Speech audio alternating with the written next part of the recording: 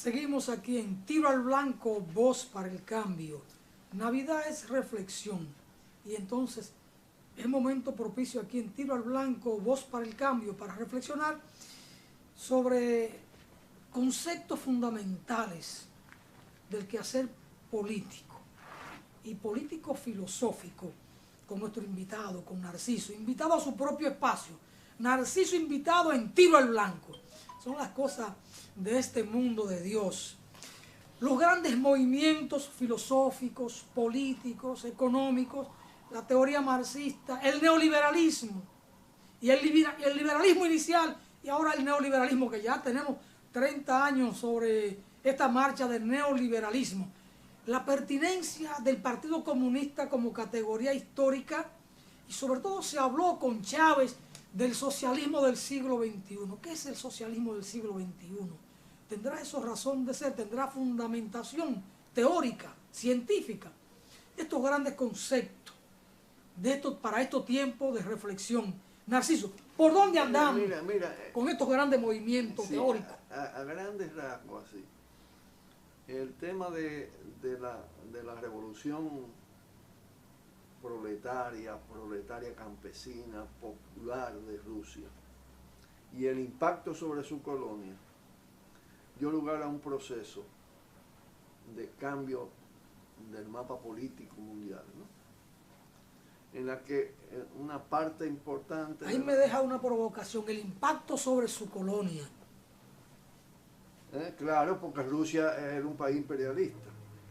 Y el Partido Comunista Bolchevique no solo se construyó en Rusia... Estamos hablando de Rusia antes de la Revolución Bolchevique. Del 16. Sí, seguimos. Del 17. Del 17, de noviembre del 17, en el calendario nuestro, de octubre en el viejo calendario de ellos. La Revolución de Octubre se dice. Es decir, la revolución proletaria, popular de Rusia, al ser imperio y cambiar la naturaleza del poder, liberó las colonias. Y entonces se hace una construcción que fue la Unión de Repúblicas Socialistas Soviéticas. Luego viene todo el tema del intento del fascismo, de controlar Europa y con un proyecto de control de la humanidad, en la que la Unión Soviética juega un papel estelar en la Segunda Guerra Mundial, y el avance del Ejército Rojo logra todavía ampliar ese mapa, con naturalmente los roles que jugaron los partidos comunistas en los países del este europeo. En algunos casos no eran partidos fuertes, pero la presencia del Ejército Rojo como factor de liberación frente al fascismo dio posibilidad de establecer lo que le llamaron las democracias populares inicialmente en los países del este europeo, y se conforma lo que se llamó el campo socialista. Eso presionó extraordinariamente al capitalismo. Es decir, se inicia un proceso de transición en el planeta hacia un proyecto de orientación socialista. Y eso impacta al capitalismo al punto de que hace una readecuación de su modelo. Y ahí juega un papel la parte de los movimientos socialistas que se llamaron socialdemócratas inicialmente. El propio Partido Comunista de la Unión Soviética se llamó Partido Socialdemócratas Rusos. Lenin le cambia el nombre cuando se produce la escisión, en dos visiones, una que planteaba revolución y otra que planteaba reforma solamente. Es decir, llegar al socialismo por la vía de reformar el capitalismo. Lenin y los comunistas de esa época dijeron eso no se logra. Porque tienen que ir de la mano, realmente la reforma y revolución tienen que ir de la mano, es decir, tú impulsas la reforma, pero para producir la revolución, el cambio en la esencia del poder y la construcción del poder desde la sociedad, desde el pueblo.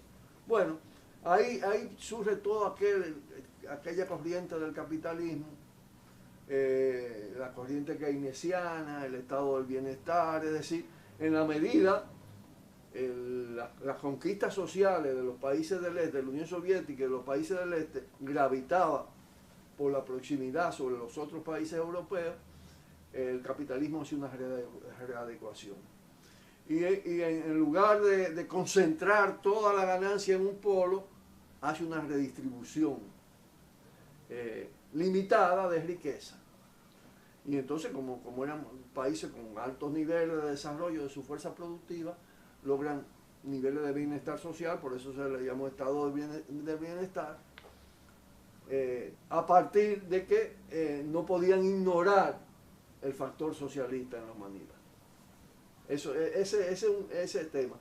Pero aún en esa época, en el 44, surge la corriente neoliberal, neoclásica, neoconservadora, en Montpellerin, en Suiza.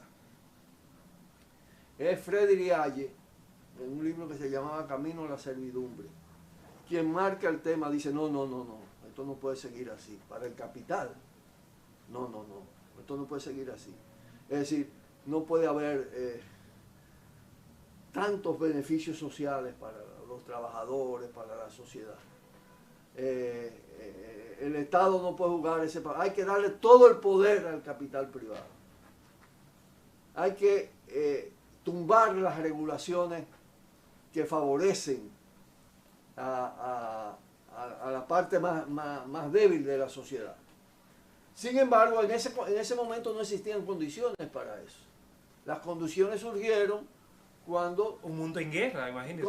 Cuando después de la Segunda Guerra Mundial, con todo el auge del capitalismo, después de la Segunda Guerra Mundial, con la existencia del campo socialista, el capitalismo occidental entra en crisis. Es lo que le llaman la crisis de final de siglo, ya avanzado el siglo XX del capitalismo. Y ahí entonces las ideas neoliberales, el proyecto neoliberal, retoma brío. Cogió fuerza. Cogió fuerza, porque el capitalismo tenía problemas en la tasa de ganancia muy baja, tenía el tema de las materias primas fundamentales agotándose en los países centrales, tenía problemas de mercado.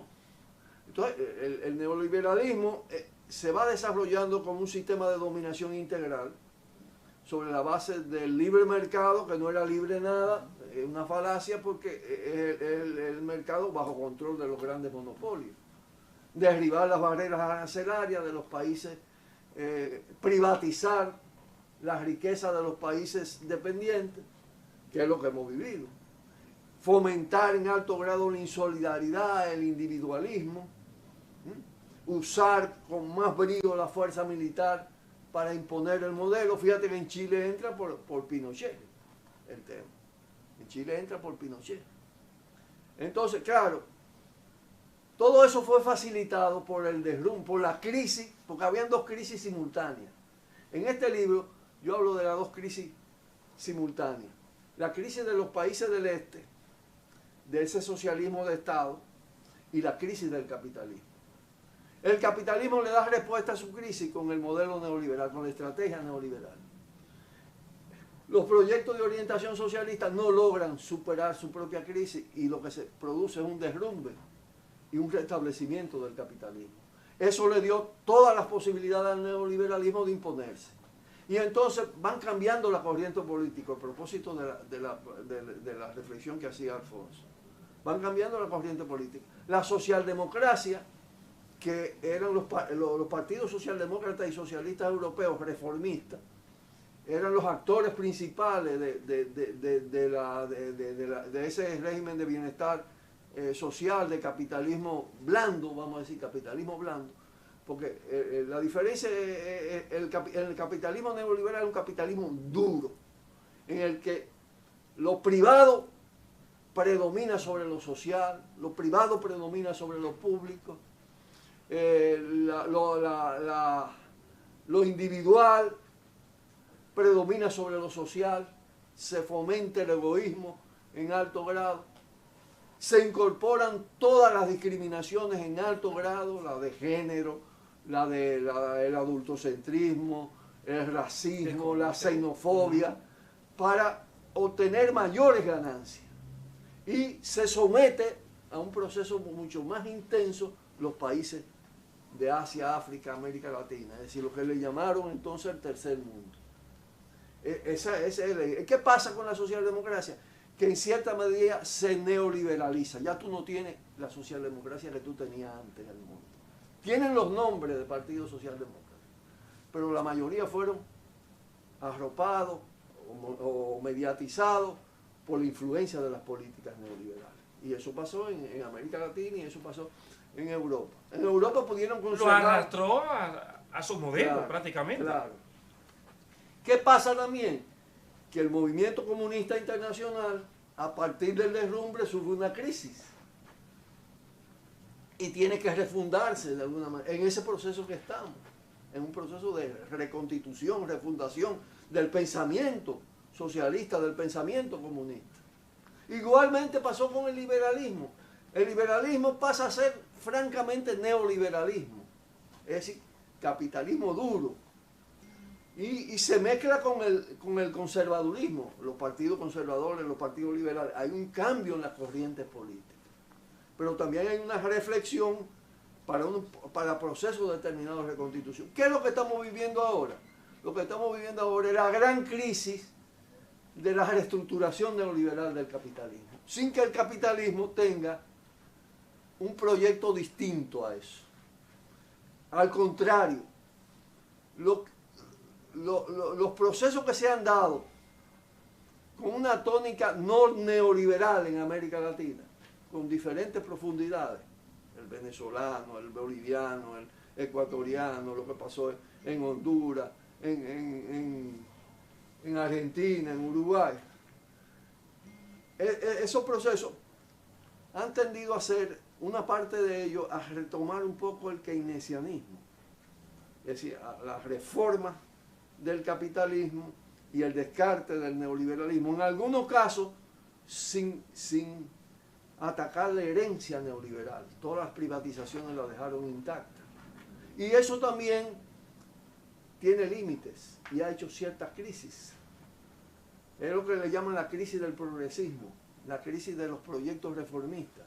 Claro, hay algunos que tienen más profundidades que otros y que son... Pero podríamos decir, Narciso, que hablar del fin de la utopía, porque mirando la utopía, no, es como si no es posible lograr, es como si fuera un ideal, pero que en ese ideal no nos ponemos de acuerdo para que eso sea real. Porque mirándolo desde el capitalismo, mirándolo de la globalización, parece que es más fácil ellos ponerse de acuerdo para manejar el mundo, controlar el mundo. Sin embargo, no es posible desde una utopía y más de referentes que hemos tenido, de alcanzar, por lo menos, de decir, por ahí es que vamos. Ponlo en términos más concretos. Yo explicaba por qué usé el término utopía. Es rearmar el proyecto socialista al proyecto comunista. Por eso incluso, para diferenciarlo de los proyectos socialistas del siglo XX, de ese socialismo de Estado o de ese estatismo que se burocratizó, surge la propuesta que no fue inicialmente de Chávez. Chávez la toma, es un grupo de intelectuales latinoamericanos que elabora la idea del socialismo del siglo XXI. Otros hablamos del nuevo socialismo. Es decir, es para decir, no se trata de restablecer lo que hizo crisis. Eso es lo que hay que analizarlo, ver a dónde estuvieron las fallas fundamentales, cómo se rearma ese proceso. Entonces, no, es rearmar el proyecto revolucionario lo que está planteado. Quitar, incorporar. Entonces, en la medida, ese proceso ha sido un proceso lento, todavía no ha acabado. Toda la crisis deja una dispersión, que es lo que tú... ¿Pero qué más esperamos? ¿Llegar a fondo? Ahora el poder capitalista se está fraccionando. Y su estrategia neoliberal está en profunda... Es más, el hecho de que haya pasado lo que pasó en Chile te indica el nivel de crisis que eso tiene. Pero todavía, es decir, estamos en un momento en que, como decía Gramsci, lo nuevo, lo viejo no termina de morir, lo nuevo no termina de crecer, de nacer y crecer. Por eso es un periodo tan complejo, tan difícil el que estamos viviendo en la humanidad actualmente. Pero lógicamente... pero no es sostenible, no es sostenible lo que estamos viviendo. No, claro que no. No es viable. Es contra la natura, es contra la humanidad, es contra la madre tierra. El proyecto capitalista es agresivamente destructivo y negador de la vida. Cada vez más, cada vez más. A pesar de todos los adelantos de la es un ciencia enemigo y de la fuerte, técnica. no tiene rostro, Porque ha secuestrado todos los adelantos de la ciencia y de la técnica. Pero además ha llegado a un nivel, en todas las políticas del consumismo, de la banalidad, a un nivel desastroso, verdaderamente desastroso. Y eso se sufre mucho más en países dependientes que en los países que ya tenían un alto nivel de acumulación.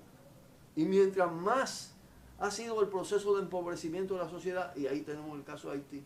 Fíjate que en Haití la gente está en la calle pidiendo la destitución de Jovenel Moïse, y está planteando la constituyente, y está planteando la descolonización de Haití. Coño, ahí hay una idea inicial de cambio revolucionario. Radical. Por eso están ya hablando del tema de la intervención, la ayuda de auxilio. Pero ustedes se pasaron décadas con la MINUSTAH en Haití, ocupando ese país, y mira cómo está. Es decir, el fracaso es de ustedes, no de ese pueblo que se está levantando contra eso. Pero pasó, entonces se decía, el modelo ideal de Chile logró tales niveles de exportación, modernización, pero eso fue con niveles de desigualdad, crecimiento económico con niveles de desigualdad atroz. El tema de la seguridad social, el tema de la educación, eso explosionó, estalló ya. Eso estalló. Y me decía un chileno que estuvo aquí recientemente, que la conciencia colectiva dio un viraje en Chile. Y que eso es lo que explica tal nivel de movilización. Y por ejemplo, los partidos políticos, exceptuando el Partido Comunista y la Convergencia Socialista, se pusieron de acuerdo para decir, frente a la demanda del constituyente, sí, una nueva constitución, pero la hacemos nosotros en el Congreso.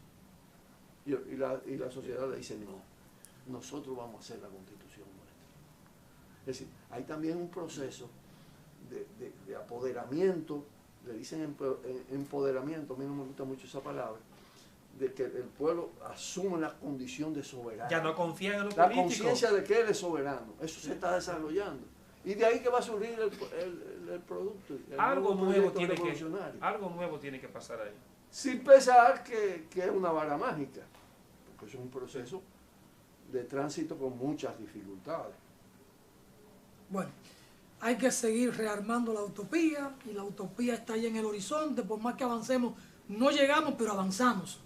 Gracias a don Jacinto Ascensión por estar con nosotros en todo segmento. Gracias a Narciso por, una vez más, aceptar ser invitado en Tiro al Blanco por Voz para el Cambio. Para ustedes muchas bendiciones. Será hasta mañana.